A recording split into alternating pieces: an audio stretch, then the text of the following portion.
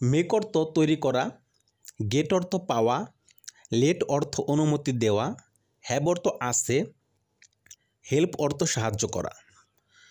এই 5টি শব্দের অর্থ আমরা জানলাম, কিন্তু আমরা কি জানি যে এই 5টি শব্দের আরও ভিন্নমুখী ব্যবহার আছে? তো আজকে আমি এই 5টি শব্দের একটি ভিন্নমুখী ব্যবহার নিয়ে আলোচনা করব।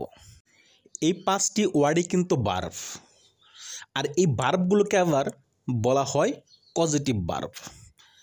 তো আজকের বিষয় আমাদের হচ্ছে পজিটিভ ভার্ব। আজকে আমরা পজিটিভ ভার্ব নিয়ে আলোচনা করব। তো শুরুতে আমরা জেনে নিই পজিটিভ ভার্ব কাকে বলে। অর্থাৎ কর্তা যখন কোনো কাজ নিজে না করে অন্য কাউকে দিয়ে করায় তখন তাকেই পজিটিভ ভার্ব বলে।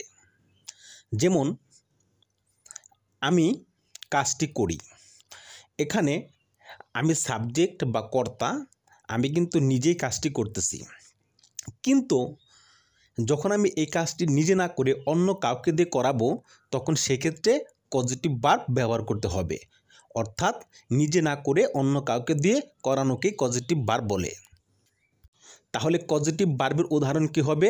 আমি তাকে দিয়ে কাজটি করাই। আশা করি বুঝতে পেরেছেন পজিটিভ ভার্ব কাকে বলে।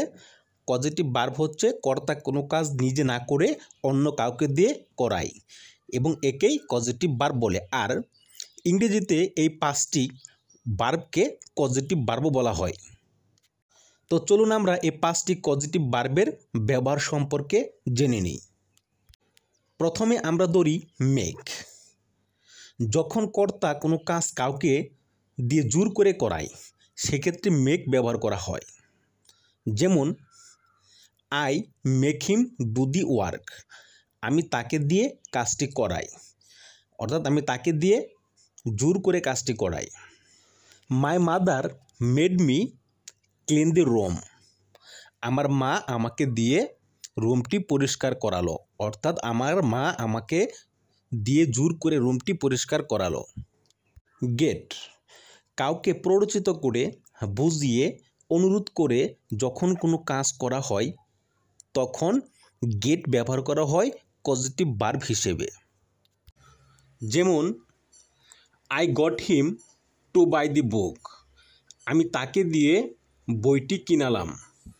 এরপরে আরেকটি উদাহরণ দেখি, he gets me to sweep the floor, সে আমাকে দিয়ে ফ্লোরটি ঝাড়ু দেওয়ায়। হ্যাভ, যখন কাউকে কোনো কিছুর দায়িত্ব দিয়ে করানো হয় সেক্ষেত্রে হ্যাভ ব্যবহার করা হয়। যেমন we have a pious man distribute money,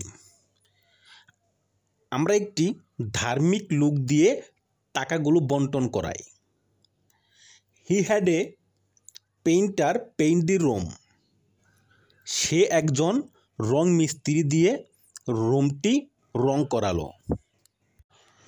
late, কাউকে কোনো অনুমতি দেওয়ার ক্ষেত্রে লেট ব্যবহার করা হয় পজিটিভ ভার্ব হিসেবে।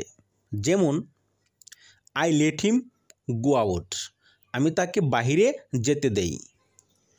হি লেটস মি ওয়াচ টিভি, সে আমাকে টিভি দেখতে দেয়।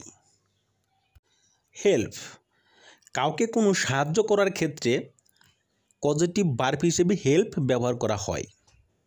যেমন he helped me bring the bag, ব্যাগটি আনার ক্ষেত্রে সে আমাকে সাহায্য করল। করিম হেল্পস হিম ডু দি সাম, করিম তাকে অঙ্কটি করতে সাহায্য করে। তো এরকম হাজার হাজার বাক্য আপনারা তৈরি করতে পারবেন এই 5টি পজিটিভ ভার্ব দিয়ে। আশা করি আজকে আপনারা বুঝতে পারছেন যে পজিটিভ ভার্ব কী এবং পজিটিভ ভার্বের ব্যবহার কিভাবে করবেন। আজকে এ পর্যন্তই, দেখা হবে পরবর্তীতে নতুন আরেকটি ভিডিও নিয়ে। ততক্ষণ পর্যন্ত সবাই ভালো থাকেন। আল্লাহ হাফেজ।